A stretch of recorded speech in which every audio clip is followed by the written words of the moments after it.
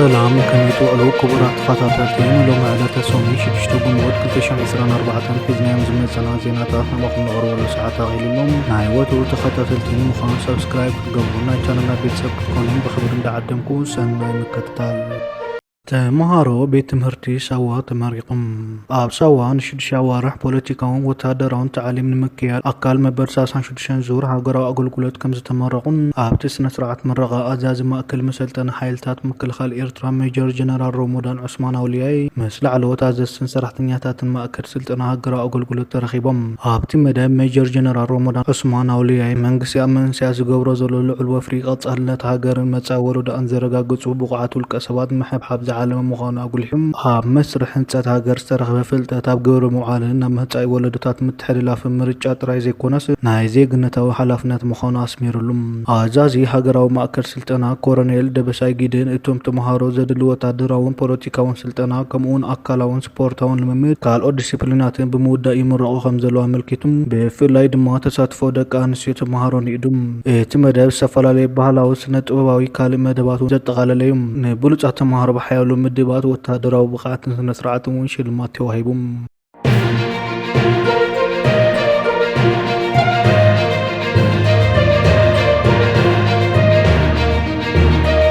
ቻይና ሺ ጂንፒንግ ኣብ ውሽጢ 5 ዓመት ንፈለማ ግዜ ናብ ምድሪ ኤውሮጳ ጉዕዞ ኣብ ዝጀመረሉ ኣብ ፈረንሳ ኣትዩ ከም ዝርከብ ይገልጽሎም። ሺ ጂንፒንግ ምስ ሃገራት ምዕራብ ኤውሮጳ ዘለዎ ርክባት ክጽጎኖ ከም ዝደሊ እንትኾነ ኣብ ጉዳይ ኩናት ሩስያን ዩክሬን ዘለዎ መርገፂ ሕቶ ዝፈጥር ከም ዝኾነ ጸብጻብ መደበር ቴሌቪዥን አልጀዚራ ይምልክት። ሃገራት ምዕራብ ኤውሮጳ ፖለቲካውን ጸጥታውን ይኹን ዲፕሎማስያውን ቁጠባውን ዝምድናታቶም ዳርጋ ብኣሜሪካ እዩ ዝቕለስን ዝእንፈትን ዝበሉ ብዙሓት ኮይኖም ነዚ ከም ኣብነት ዝጠቕሱ ድማ ቅድሚ 6 ኣዋርሕ ኣቢሉ መራሕቲ ቻይናን ኣሜሪካን ኣብ ዝገበርዎ ዲፕሎማስያዊ ርክባት ከም ዝጠቅስን ኣብቲ ሽዑ ግዜ ፕሬዚደንት ባይደን ምስ ፕሬዚደንት ሺ ጂንፒንግ ተረኺቦም ተዘራሪቦም ምንባሮም ዝዝከር እዩ። ፕሬዚደንት ጆ ባይደን ፕሬዚደንት ቻይና ሺ ጂንፒንግ ተረኺቦም ኣብ ዝተዘራረብሉ እዋን ንሺ ጂንፒንግ ሎሚ እውን እንተኾነ ከም ውልቀ መላኺ መራሒ ከም ዝሪኦ ዝበለ ባይደን እንተኾነ ክልቲኦም ወገናት ኣብቲ ሽዑ ግዜ ኣብ ብርክት ዝበሉ ነጥብታት ተሰማሚዖም ምፍልላዮም ይፍለጥ እዩ። ነቲ ሽዑ ዝነበረ መድረኽ ድሕሪ መምላእታ 1 ዓመት ውጥረት ዝመልኦ ድራማን ዲፕሎማስን ኣብ መንጎ ዋሽንግተንን ቤይጂንግን ክልቲኦም መራሕቲ ኣብ መፋርቕ ወርሒ ሕዳር 2023 ታሪኻዊ ዝበሃል ርክባት ከም ዘካየዱን ዓብዪ ዜና ዓወታ መዳይ ዲፕሎማሲ ሰሪሖም ምውፅኦምን ነዚ ኣብዚ ሕጂ እዋን ኣብ መንጎ ቻይናን ሃገራት ምዕራብ ኤውሮጳን ዝጅመር ዘሎ ርክባት ገለገለ ምሁራትን ጋዜጠኛታትን ከመሳሰልዎ ይረኣዩ ከም ዘለዉ ተንተንቲ ፖለቲካ ይገንዝቡ።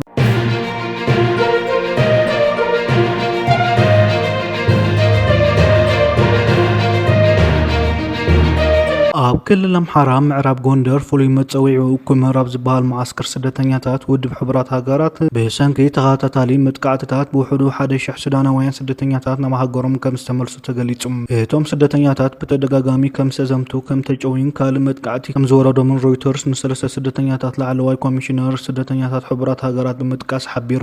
ካብቶም ኣብቲ መዕቆቢ ዝነበሩ 8,000 ስደተኛታት ብናይቲ ከባቢ ሚሊሻታትን መጥቃዕትታትን ዝምታን ምስ ወረዶም እቶም 7,000 ረቡዕ ንግሆ ካብቲ ማዓስከር ወፂኦም ብእግሮም ከም ዝሃደሙ ገሊጾም። ካብቲ ካብ ዶብ ሱዳን 70 ኪሎ ሜትር ርሒቑ ዝርከብ መዕቆቢ ስደተኛታት ክሃድሙ ከለዉ ብፖሊስ ከም ዝተታሕዙውን ሮይተርስ ጸብጺቡሎም። ላዕለዋይ ኮሚሽነር ስደተኛታት ሕቡራት ሃገራት UNHCR ድሕሪ ተደጋጋሚ ጸገም ጸጥታ 10,000 ስደተኛታት ካብ ማዓስከር ኩመር ምህዳሞም ከም ዝፈልጥ ንሮይተርስ ሓቢሩ።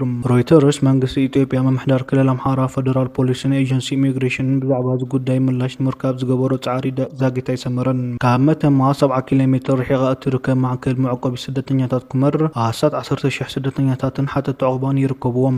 እቶም ስደተኛታት ኣብ ዝቐረባ እዋን ናብ ሕቡራት ሃገራት ኣብ ጽሕፍዎ ደብዳቤ ንኣዋርሕ ዝኣክል ከቢድ ናይ ጸጥታ ጸገማት ከም ዘጋጥሞም ከም ጭውያ ቅትለት ከምኡውን ብዕጥቂ ዝተሓገዘ ዝምታ ከም ዝተፈጸሞም ሮይተርስ ሓቢሩ። ኣብ ክልል ኣምሓራ መንጎ ዕጡቓት ፋኖን ሓይልታት ምክልኻልን ዝተፈጥረ ግጭት ህይወት እቶም ስደተኛታት ኣብ ሓደጋ ከም ዝወደቐ ክግለጽ ከም ዝጸንሐን ኣብቶም ሮይተርስ ዘዛረቦም ስደተኛታት ድማ ድሕሪ ሕጂ ኣብዚ መዕቆቢ ክንጸንሕ ኣይንኽእልን ኢና ኣብ ሰነ ናብዚ ካብ ንመጽእ ጀሚርና ተጨዊና ተቐቲልና ብተደጋጋሚ መጥቃዕቲ በጽሓና ኣለዉ ዋላ እኳ እቲ ኩናት እንተሃለወ ናብ ሱዳን ክንምለስ ወሲና ኣለና ክብሉ ተሰሚዖም።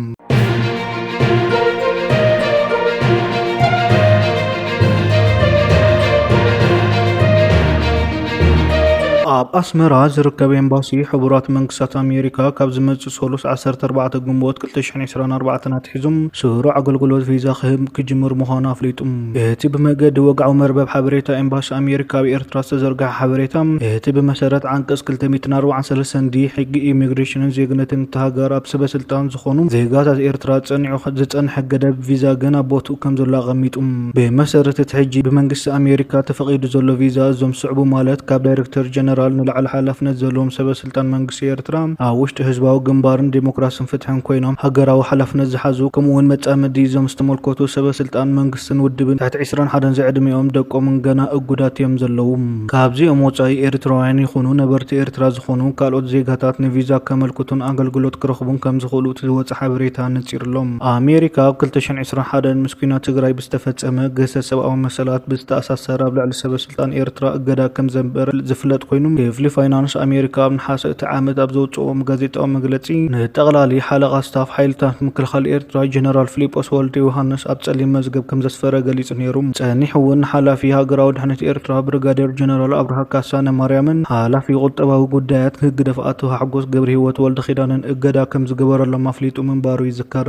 ኤርትራ ነዚ እገዳታት ሰበስልጣናት ኣመልኪታ ብዝሃበቶም ምላሽ በቲ ዘይሕጋዊ ተግባር ኣሜሪካ ከም ዝጓየትን ነቲ መሰረት ዘይብሉ ክስታትን ጸለመን ከም ዘይተቐበሎ ብምግላጽ ምምሕዳር ኣሜሪካ ነቲ ዘቕርቦ ዘሎ ናይ ሓሶት ክሲ መርገጺ ጭብጥታት እንተሃልይዎ ናብ ናጻን ዘይሸራውን ኣካል ከቕርቦ ምጽዋዕ ኣይርስዓን። ዝምድና ኤርትራን ኣሜሪካን ኣብ ቀዳሞት ዓመታት ናጽነት ኤርትራ ብሓፈሻ ኣወንታዊ ምንባሩን ድሕሪ ወግዓዊ ኣፍልጦ ኣሜሪካ ንኤርትራ ከም ሃገር ኣብ ዝተፈላለየ መድያት ህንጸት ሃገርን ጻዕርታት ሰብኣዊ ሓገዛትን ካልእ ሽርክናታትን ሓቢረን ክሰርሓ ከም ዝተረኣያን እንተኾነ ክልቲአን ሃገራት ብፍላይ ድሕሪ ኩናት ኢትዮ ኤርትራ ዝምድንአን ክሕርፍፍ ከም ዝጀመረ ይፍለጥ።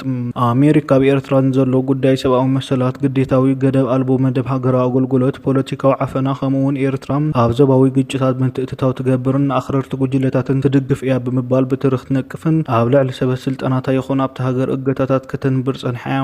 ኤርትራ በቲ ብኣሜሪካ ዝተነብረላ እገዳታት ኣመና ከም ዝተሃሰየት ክግለጽ ከም ዝጸንሐን መራሒ ኤርትራ ኢሳያስ ኣፈወርቂ ኣብ ዝተፈላለየ ኣጋጣሚታት ቃለ መጠይቃትን ነቲ ብኣሜሪካ ዝምራሕ ምዕራባዊ ፖለቲካ ንኤርትራ ጥራይ ዘይኮነ እንተላይን መላእ ዓለም ግዳይ ከም ዝገበረ ብምግላጽ ክኹንን ይስማዕ።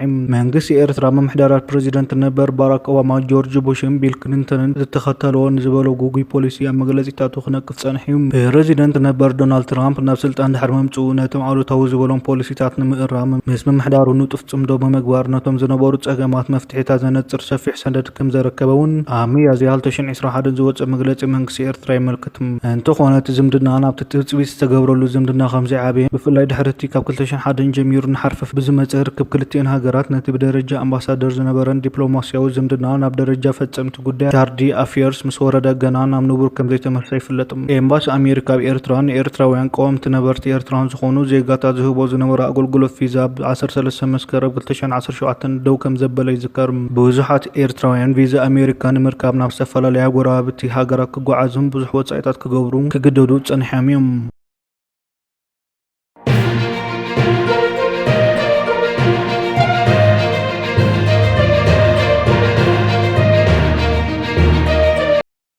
መንግስቲ ኢትዮጵያ ንዝተኣሰሩ ናይጀሪያውያን ምምብጋብ ባጀት የብሎምን ብዝብል ናይ ናይጀሪያ ክሲ ቤት ፍርዲ ኣወንዚፎም።